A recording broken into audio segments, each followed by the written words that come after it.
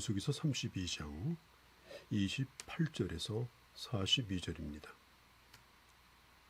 가나안 전쟁에 참여하지 아니하고 요단 동편 땅을 요구한 두 지파가 있었습니다. 만일 이 두 지파가 가나안 정복 전쟁에 참여하지 않는다면 전쟁을 앞두고 이스라엘의 심한 갈등을 겪을 수도 있었습니다. 그래서 모세는 아주 강력하고 지혜롭게 이 문제를 풀어 갑니다. 이미 40년 전에 12정탐꾼의 일로 말미암아서 낙심된 이스라엘 백성들이 결국은 가나안 땅을 코앞에 두고 다시 애굽으로 돌아가기를 원했던 그런 위기가 또 올 수도 있는 것입니다. 모세가 루벤, 갓지파 그리고 므낫세 반지파에게 요단 동편의 길르앗 땅을 조건부로 주기로 합니다. 모세는 이제 자신이 죽을 때가 다 된 줄 알고 제사장 엘르아살과 후계자 여호수아에게 29절에 보면 너희와 함께 요단을 건너가서라고 말하죠. 이 말은 요단 동편에 머무르기를 원하는 그 지파들이 가나안 정복 전쟁에 참여하는 그 약속을 지키는지 꼭 지켜보라는 것입니다. 자, 16절 19절에 보면 이 약속을 지킬 때 그 약속대로 모압 땅을 줄 것을 조건부로 하고 그리고 승낙을 합니다. 요단 동편에 가축의 우리를 지켜야 하는 것, 또 자녀들을 위해서 성읍을 건축하는 것, 그리고 무장을 하고 앞장서서 싸울 것, 그리고 이스라엘이 가나안 땅을 기업으로 얻기까지는 돌아오지 말 것, 요단 서쪽에서는 기업을 달라고 요구하지 말 것. 자, 그런 조건을 내세웠고 이 지파들은 그것에 약속을 했습니다. 이 전쟁이 얼마나 오래 갈지 아무도 모릅니다. 그들은 다른 형제의 앞장서서 선봉해서 싸우겠다고 말하죠.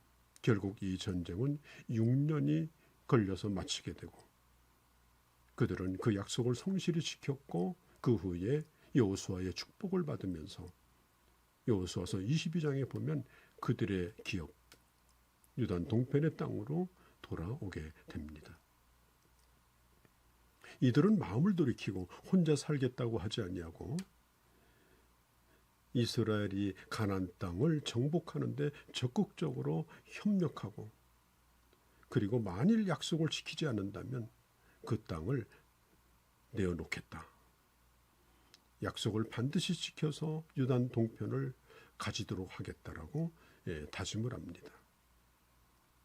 모세가 이런 동일한 내용을 3번씩이나 반복하고 있는 이유는 그들에게 분명히 또 한 번 분명히 그 약속을 지키라는 것이고 또 모세가 없는 때에도 이스라엘의 지도자들은 그 약속을 지킬 것을 못을 박아 두는 것입니다.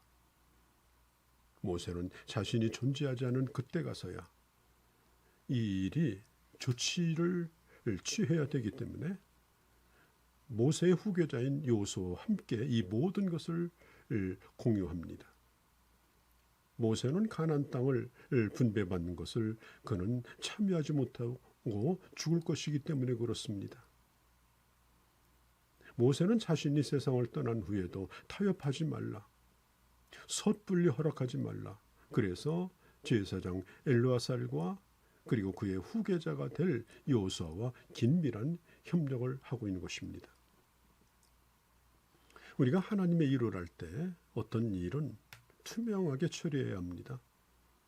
의혹이 남지 않도록 잘해야 합니다. 이런 일에 소통이 부족하게 되면 그 틈을 타고 사탄이 역사하기 때문입니다.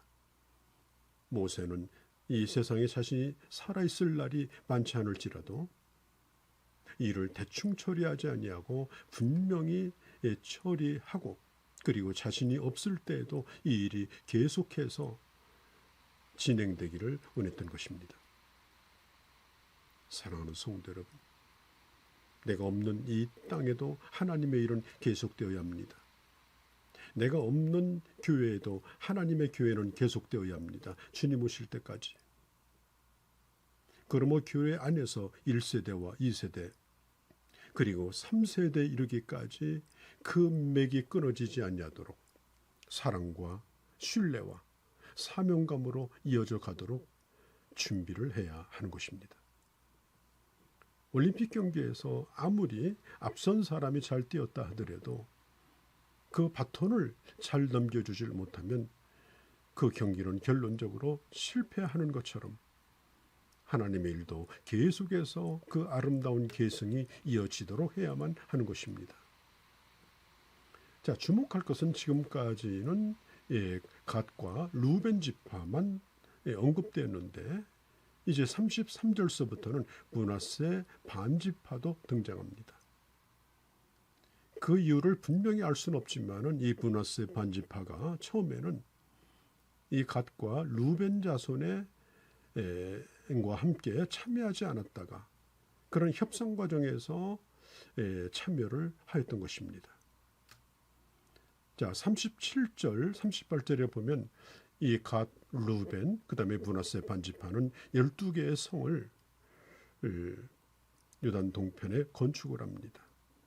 그 중에는 루벤 자손들은 느보와 바알과 같이 우상의 이름을 딴 지명들을 바꿔버렸습니다. 느보는 바벨론의 우상이요, 바알은 가나안의 우상이지 않습니까?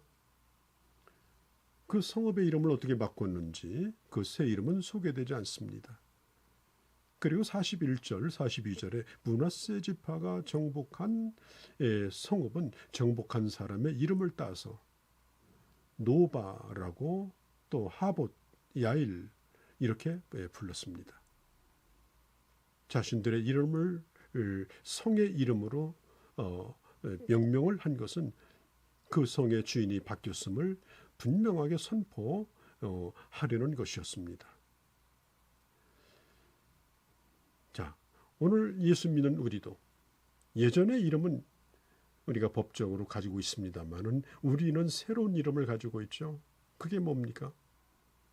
베드로전서 2장에 있는 것처럼 거룩한 제사장이요, 하나님의 소유된 백성이요, 또 특별히 에베소서 1장에 있는 것처럼 구별된 하나님의 성도로 우리는 칭함을 받는 자들입니다. 신분이 바뀌었습니다. 그렇기 때문에 우리는 신분에 맞는 사람으로, 그리고 내 이름에 걸려있는 하나님의 명예가 이 세상에 드러날 수 있도록 새 이름을 주신 하나님 앞에서 합당하게 살아가야 하는 것입니다. 므낫세 지파는 이 반지파가